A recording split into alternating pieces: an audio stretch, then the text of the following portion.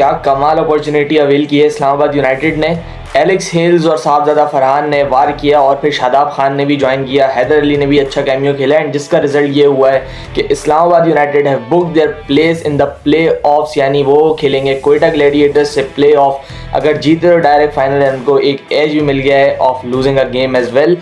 और Karachi kings will take on Lahore Qalandars in an eliminator, जो हारा वो बाहर, which means there is no second chance for the two big cities, for the two big teams of Pakistan super league. एक बहुत अच्छा match खेला इस्लामाबाद ने, डिस्कस करते हैं पूरे मैच को। Hello everyone, welcome back to pitch reports. And मेरे ख्याल से सेम गलती जो कि पेशावर ज़ल्मी ने 2 दिन पहले और कल भी रिपीट की थी, वो आज कराची किंग्स ने रिपीट की है। मेरे ख्याल से कराची वॉज ट्राइंग कि वो कुछ और डिफरेंट ट्राई कर लें, क्योंकि बैटिंग फर्स्ट में कराची जीता था परसों वाले दिन, और कल जब उनको लगा कि उनकी पोजीशन सिक्योर्ड है और इस्लामाबाद को बहुत बड़ा कोई मार्जिन चाहिए जीतने के लिए, उन्होंने ओवर कॉन्फिडेंटली या फॉर ट्राइंग एटलीस्ट उन्होंने देखा, अपने बॉलिंग लाइनअप पे ट्रस्ट किया कि आप हमें रोक के दें और फिर हम लोग इसको चेस करते हैं टारगेट को, जो कि बहुत ज़्यादा बैकफायर कर गया। क्योंकि रावलपिंडी का ग्राउंड, अगेन मैं यही कहूँगा कि हर टीम फेवर करती है इस पर बैटिंग करना, इस पर बड़ा स्कोर लगाना बैट फर्स्ट करके, और वही हुआ जब बैटिंग आई इस्लामाबाद यूनाइटेड की। एलेक्स हेल्स एंड साहबजादा फरहान ने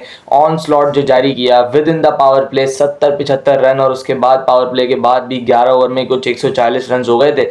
ज़बरदस्त बैटिंग की दोनों ने, काउंटर स्ट्राइक बहुत ज़बरदस्त किया, मतलब बड़े बड़े छक्के। एलेक्स हेल्स की जानिब से पहला मैच था उनका after the return in the PSL। बहुत मुझे शौक लगा था जब एलेक्स हेल्स को बाय नहीं किया गया था किसी भी फ्रेंचाइज की जानिब से, और जब वो वापस आए तो वो प्रूव कर रहे हैं कि अभी भी वो कितना लीथल प्लेयर है T20 क्रिकेट का। हम सबको पता है कितना ज़बरदस्त उसका PSL रहा था, पिछला वाला भी एंड उससे पहले भी जितने भी सीजन उसने इस्लामाबाद के लिए खेले, he was that impactful player for Islamabad, और बड़ा हाथ था उनका इस्लामाबाद की विक्ट्रीज़ में। सो अगेन कल वाले दिन भी एलेक्स हेल्स जो बहुत फॉर्मेडेबल लगे और ज़बरदस्त स्ट्राइकिंग ऑफ द बॉल की है, and that is a positive for Islamabad United. जिस तरीके से बैटिंग की है एलेक्स ने, और मेरे ख्याल से अगर इसी तरीके से बैटिंग हुई सो बहुत ज़्यादा chances in the play of के इस्लामाबाद यूनाइटेड इसी तरीके से पावर प्ले में अटैक करेगा, और जिस लिए जाना जाता है ऑब्वियसली इस्लामाबाद, वही करने के लिए एलेक्स हेल्स को लेके आए हैं कॉलिन मनरो की रिप्लेसमेंट में, and he has started wonderfully for Islamabad.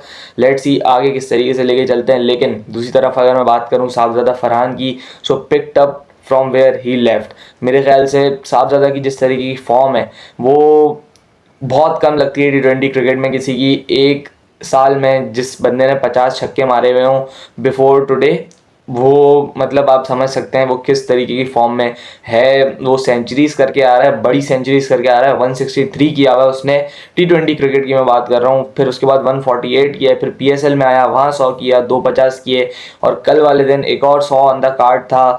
बहुत गंदे शॉट खेल के आउट हुआ, लेकिन जब तक वो खेल रहा था बहुत लीथल लग रहा था। And Sahibzada is 100% coming in Pakistan team in against Bangladesh, और पूरा चांस मिलना चाहिए। जिस तरह की परफॉर्मेंस है, इसको बोलते हैं गेट तोड़ के आना, और इसको बोलते हैं कि आपने सबके प्रोपेगेंडास पे लात मारी है एंड फिर आप टीम में आए हो। So richly deserve that chance Sahibzada Farhan, और जिस तरीके की इनिंग्स खेली है, अगेन कॉन्ग्रेचुलेशंस टू हिम।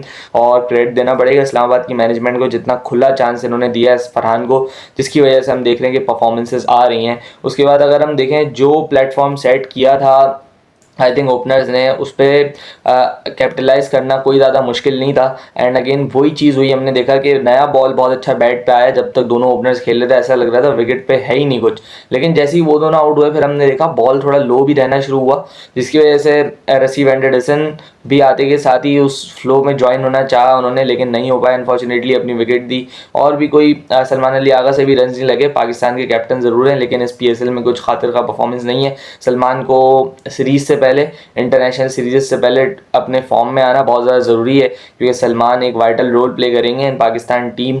और उसके बाद बात करूँ, शादाब ने ज़बरदस्त इनिंग्स खेली, 19 बॉल्स पे 42, अबव 200 का स्ट्राइक रेट, और उस फ्लो को कंटिन्यू किया, 250 तक स्कोर लेके गया। और जब 250 होता है तो देन डेफिनेटली आपकी टीम के पास एक एज मिल ही जाता है आपको। जिस दूसरी तरफ अगर मैं कराची की बॉलिंग की बात करूँ तो मीर हमज़ा लुक्ड फाइन, लेकिन उनके अलावा सब के सब एक्स्ट्रा एक्सपेंसिव रहे। And Abbas Afridi against over reliant on his slow balls on his variation ज़्यादा देन कोई पेस और यॉर्कर्स की तरफ नहीं गए। बिल्कुल उन्होंने ज़्यादा रिलाई किया अपनी कटर्स पे जैसे कि वो करते हैं। एंड खमियाजा वो आज से नहीं बल्कि अपने करियर के शुरू से ही भुगत रहे हैं कि जो प्लेयर उनको रीड कर लेता है देन फिर उनका दिन अच्छा नहीं जाता उस वक्त। उसके बाद आमिर जमाल के लिए another of day with the ball रहा। उसके बाद एक शॉकिंग चीज़ ये रही कि मोहम्मद नबी को एक ओवर के लिए भी ट्राई नहीं किया गया। मोहम्मद नबी का जितना एक्सपीरियंस है आई थिंक नबी को बॉल करवाना चाहिए था वार्नर को। I don't know why Mohammad Nabi को क्यों नहीं ले गया है। खुशदिल शाह से नया बॉल करवाया था, खुशदिल शाह का मूव बैकफायर किया, 4 ओवर में 58 रन दिए। लेकिन नबी एक ऐसा बॉलर है जो कि सीजन कैंपेनर है, हर जगह की क्रिकेट खेल चुके मोहम्मद नबी को यहाँ पे बॉल देना चाहिए था, नहीं दिया वार्नर ने। एंड देखें फिर आप 250 रन इस्लामाबाद पाइल अप करने में कामयाब हुआ। और ऐसी अपॉर्चुनिटी जो आई थिंक 50% चांस था इस्लामाबाद का, 50 भी मैंने बहुत ज़्यादा बोल दिया, 25-20% चांस होगा कि वो टॉप 2 में मेक कर पाएँ। और उन्होंने इंश्योर किया उस चांस को बड़ा करें। जैसी उनकी पहले बैटिंग आई, जब 250 रन आप लगा दो तो आपको पता है फिर आप डिफेंड कर रहे हो कुछ 204 205, और फिर वो एक ऐसा स्कोर होता है जिस पे आप आराम से बॉल कर सकते हो, आपके बॉलर्स को लिवरेज मिल जाता है। और फिर हमने वही देखा कि जो भी चेंजेस की इस्लामाबाद यूनाइटेड ने, उन्होंने अच्छी बॉलिंग की। पावर प्ले थोड़ा बेहतर रहा था जब साइफर्ड एंड वार्नर खेल रहे थे। आई थिंक थोड़ा सा कंफ्यूज दिखे वो कि टारगेट की तरफ जाना है या फिर वो स्पॉट इंश्योर करना है जो कि उन्हें टॉप 2 में मेंटेन करके रखे। सो पहले 7-6 ओवर तक I think they went hard about the target और वो गए टारगेट के पीछे। लेकिन जब विकेट्स गिरना शुरू हुई, सेफर्ड आउट हुए, विंस आउट हुए एंड एक साथ फिर विकेट्स गिरना शुरू हुई, देन उन्होंने फिर सोचने लगे वो कि सिर्फ और सिर्फ हम लोग 204 रन करके उस टारगेट तक पहुंचा जाए। लेकिन फिर क्रेडिट देना पड़ेगा spin bowling of Islamabad United को। इमाद वसीम रिटायर्ड प्लेयर है लेकिन बॉलिंग ऐसी करता है कि वो कोई पाकिस्तान का स्पिनर उस तरीके की बॉलिंग नहीं कर रहा है।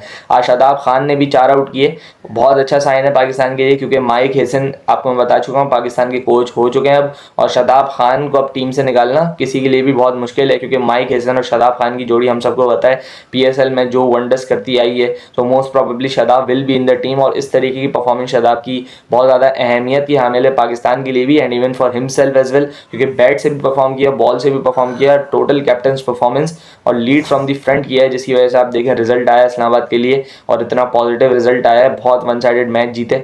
और उसके बाद अगर हम देखेंगे फास्ट बॉलर्स में सलमान इरशाद की जो परफॉर्मेंस रही है वो एक्स्ट्रा ऑर्डिनरी रही है क्योंकि सलमान ने आते ही सैफर्ड को जिस तरीके की यॉर्कर पे बोल्ड किया है जिसके लिए वो जाने जाते हैं, स्पेशली अपनी स्किल्स पे वो रहते हैं, यॉर्कर्स के लिए या वेरिएशंस के लिए वो जाने जाते हैं और इसी से वो आउट करते हैं, इसी से वो बैट्समैन को तंग करते हैं। अगेन आज भी अपनी स्ट्रेंथ पे रहे और उन्होंने डिलीवर किया, जहाँ पे विकेट्स की ज़रूरत थी वहाँ पे विकेट्स लेके दिए हैं और एक शानदार स्पेल उनकी जानिब से। लेकिन अगर मैं बात करूँ कि कराची की जानिब से अगर कोई भी एक बैटर लंबा चला जाता है, बी इट वार्नर या बी इट विंस या इरफान खान नियाजी या खुशदिल, कोई भी थोड़ा सा भी लंबा चला जाता तो शायद 204 रन कर जाते कराची वाले। And that was the thing which they had to do क्योंकि वो स्पॉट उन को बस सेव करना था और उनको एक स्लाइटली माइंड से एक आसानी मिल जाती कि हमारे पास एक गेम है कि अगर हम उसमें हार भी जाएं तो वी हैव अ चांस। लेकिन अब कोई चांस नहीं है क्योंकि कराची एंड लाहौर एक तो वैसे ही इतना बड़ा इनकाउंटर होता है, इसके बाद वो एलिमिनेटर का टैग जब उस पर लग जाए सो बहुत ज़्यादा नर्व्स का खेल हो जाता है। लेट्स सी अब किस तरीके से कोप अप करती हैं बोथ टीम्स क्योंकि शाहीन अफरीदी ने तो जब कराची से मैच हारे थे तब भी बोला था कि इनको सेमीफाइनल में देखते हैं, तो अब आ गया वो मौका। सो लेट्स सी कैसा कमबैक करता है लाहौर क्योंकि पिछला मैच कराची ने बड़ा शानदार जीता था इरफान खान न्याजी की बदौलत एंड कराची किंग्स 3 में से 3 जीती हुई थी। लेकिन आज के दिन उनकी स्ट्रीक ख़त्म हुई है। सो दोनों टीम्स हैं, दोनों तगड़ी टीम्स हैं, एक बहुत तगड़ा मुकाबला हमें देखने को मिलेगा परसों के दिन गद्दाफी स्टेडियम में। लेकिन कल खेला जाएगा play off between Islamabad and Quetta and they both are probably the strongest team of this PSL। So let's see कैसे जाते हैं ये दोनों मैचेस। उम्मीद यही है कि दोनों थ्रिलर्स हों एंड अच्छे मैचेस देखने को मिलें ताकि फाइनल में 2 टॉप की टीम्स टकराएं और एक अच्छा मुकाबला हो। तब तक के लिए मिलते हैं किसी और वीडियो में। अल्लाह हाफ़िज़।